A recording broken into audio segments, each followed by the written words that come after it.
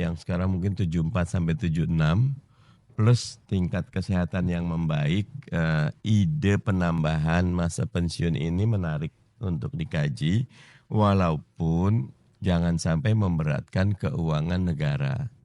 Pada saat yang sama, mereka-mereka yang senior ini punya kelebihan. Mereka sudah tahu medannya, bisa bekerja dengan efektif, tapi pastikan bahwa penambahan pensiun ini berefek kepada bertambahnya kinerja dan kualitas pelayanan pemerintah kepada rakyat. Begitu. Salah satu prinsip reformasi birokrasi kan miskin struktur dan kaya fungsi ya. Sehingga kalau ada penambahan waktu pensiun ya, usia pensiun berarti kan bagaimanapun bertambah beban keuangan negara. Salah satu yang bisa dikompensasi di setiap kementerian itu ada peluang untuk juga menjadi sumber income bagi negara, PNBP-nya.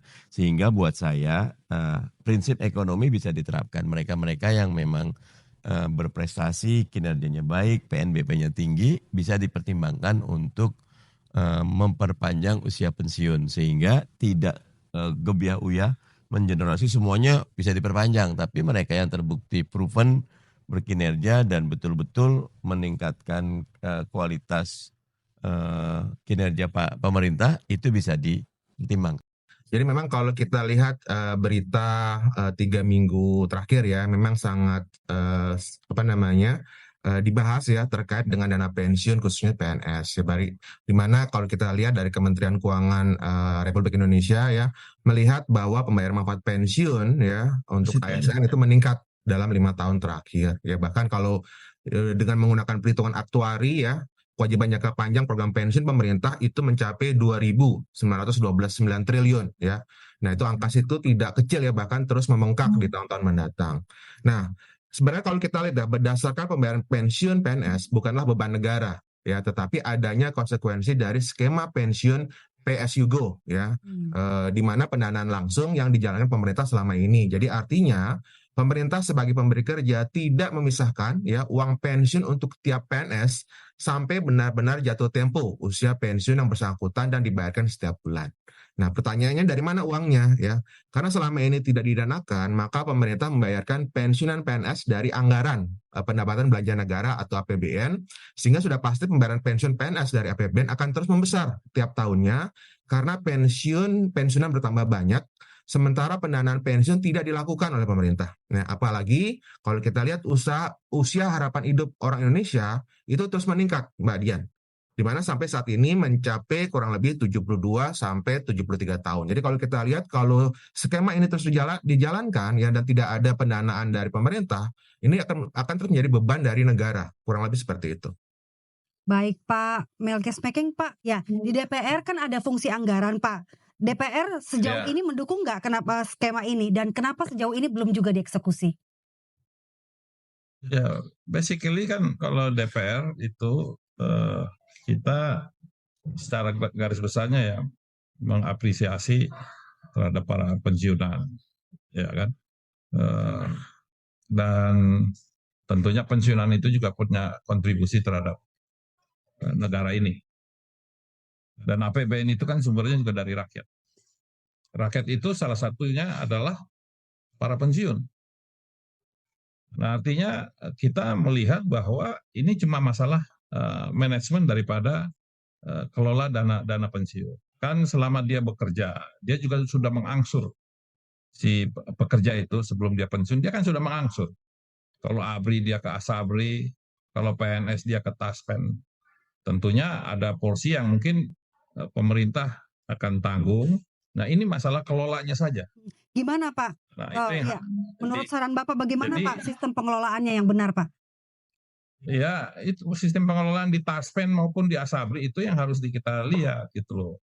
Nah, jadi jangan kita langsung straight menyalahkan bahwa ini membebankan si Pak negara dana pensiun itu.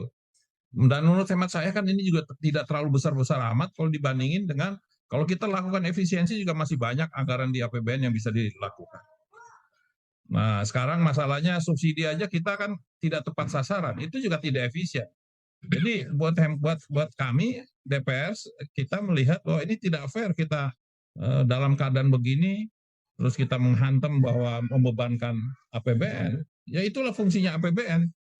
Dan memberikan dana pensiun itu juga akan menggerakkan roda perekonomian karena mereka akan membelanjakan uang yang ada itu ke dalam perekonomian. Jadi harus lihat dari sisi yang itu juga gitu. Jangan karena dalam keadaan susah kita misalnya ekonomi lagi susah langsung dibilangin membebankan APBN gitu loh. Banyak yang harus kita pertimbangkan. Jadi saya sih melihat bahwa ini bukan poin yang terlalu harus dijadiin beban pikiran yang berlebihan. Tata kelola daripada dana pensiun yang dimiliki oleh pemerintah itu yang harus kita lebih perhatikan. Baik. Supaya nanti pada saat jatuh tempo itu tidak terlalu berat. Baik, Pak Nur Hasan. Benar nggak Pak kalau sejauh ini dana pensiun ini salah kelola?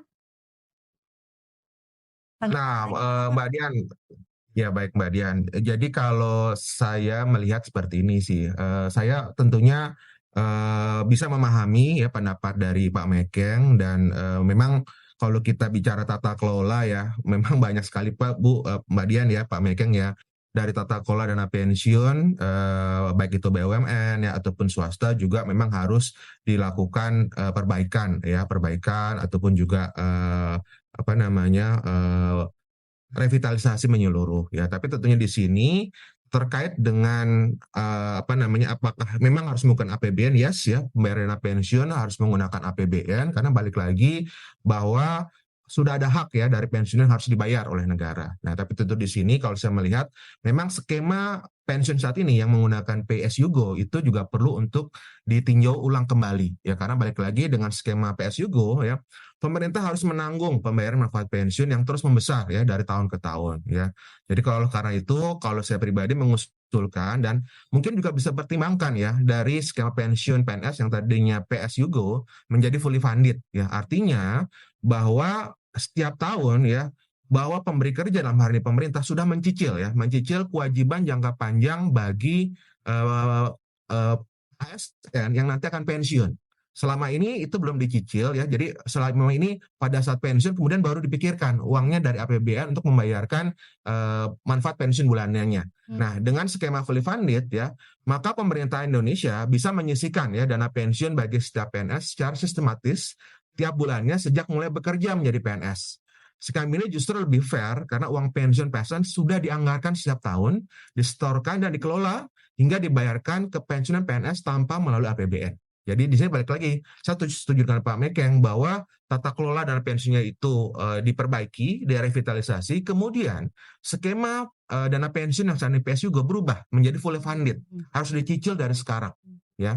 Dan di situ ada 4 keunggulan kalau itu bisa fully funded. Pertama, iuran pensiun dianggarkan setiap tahun, ya. Kedua, uang pensiun didanakan sejak PNS bekerja hingga usia pensiun. Ketiga, ada hasil investasi yang optimal selama didanakan dan itu bisa digunakan untuk kelangsungan pembangunan, ya. Jadi kita nggak perlu utang